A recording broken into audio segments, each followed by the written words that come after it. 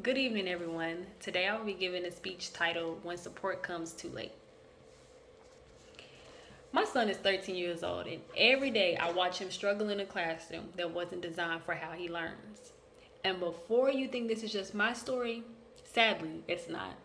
This could be your child, your sibling, a friend, or someone sitting right next to you quietly, struggling because the system didn't adjust to their needs.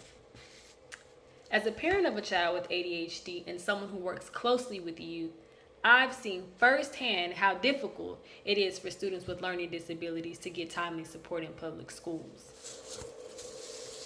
Students with learning disabilities face delayed support system, a lack of parental awareness, and rigid classroom environments. But with faster evaluations, clear communications, and more flexible teaching methods, schools can better support every learner. So the first problem that we will discuss is delayed support in schools.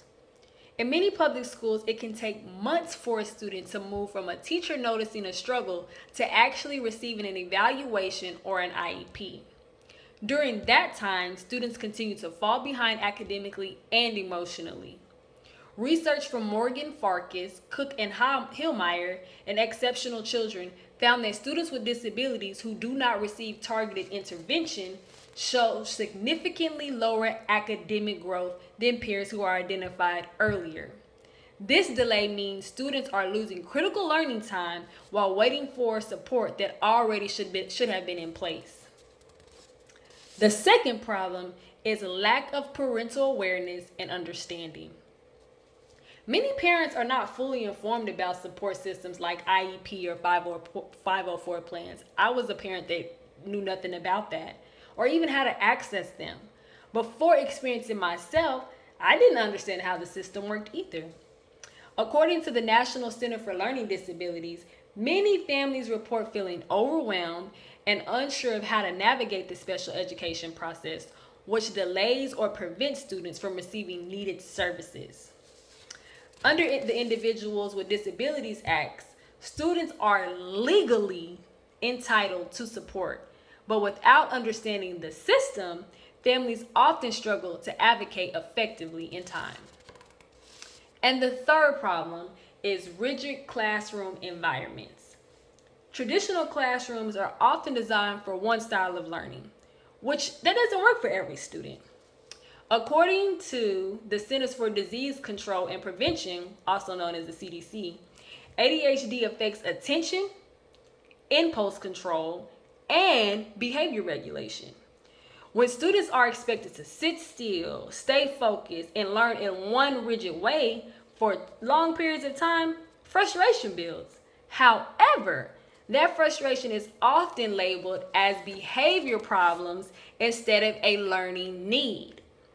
Research by Lucen and Martinez in Lost Opportunity also shows that students with disabilities are twice as likely to be suspended as their peers. This reflects a system that often punishes disability related behaviors instead of actually supporting them. So now that we understand the challenges students with learning disabilities face, let's look at the changes that can actually make a difference. So, the first solution, we need faster identification and support for struggling students. Schools need to reduce delays in the evaluation process. We need to do that so support begins as soon as a need is identified, not months later, after a student has already fallen behind academically. Early intervention is strongly supported by research, including findings from Morgan, which shows that earlier support leads to better academic growth. Solution 2, clearer, accessible communication for parents and families. Schools should provide simple and easy to understand information about IEPs and 504 plans from the very beginning. Parents should not have to figure out a complicated system alone. The National Center for Learning Disability emphasizes that when families understand their rights under IDEA, they are more effective advocates for their children and can secure support sooner. And solution 3, more flexible and individualized teaching methods. Students learn in different ways, and classrooms should reflect that. According to understood.org, students with ADHD and learning disabilities often succeed more with hands-on, interactive, and movement-based learning approaches. When instruction is flexible, students are less frustrated, more engaged, and more successful both academically and behaviorally.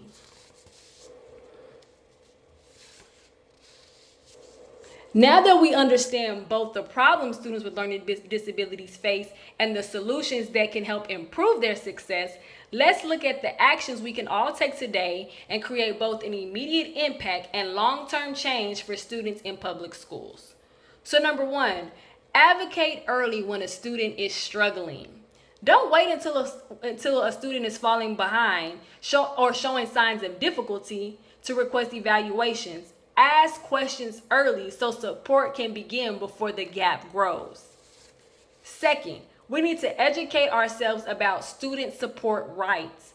Take time to understand systems like IEPs and 504 plans under the Individuals with Disabilities Education Act, also known as IDEA. The more parents, teachers, and community members understand these rights, the more students can be properly supported. And lastly, we need to encourage school accountability and flexibility. We need to speak up for teaching methods and school policies that support different learning styles. Schools should be held accountable for creating environments where students with ADHD and learning disabilities are not punished for how they learn, but they're actually supported through it. No child should feel like they're falling or failing simply because the system wasn't built with their learning style in mind. Students with learning disabilities face delays in support, a lack of parental awareness, and rigid classroom environments. But with faster evaluations, better communication, and flexible teaching methods, schools can better meet their needs of every learner. Today, I'm asking you to do something very simple but powerful. Pay attention, speak up, and advocate. If you see a student struggling, don't ignore it. Ask questions, learn about their rights, understand their needs, and push for support sooner rather than later. When we act early and intentionally, we don't just improve grades, we literally are changing lives.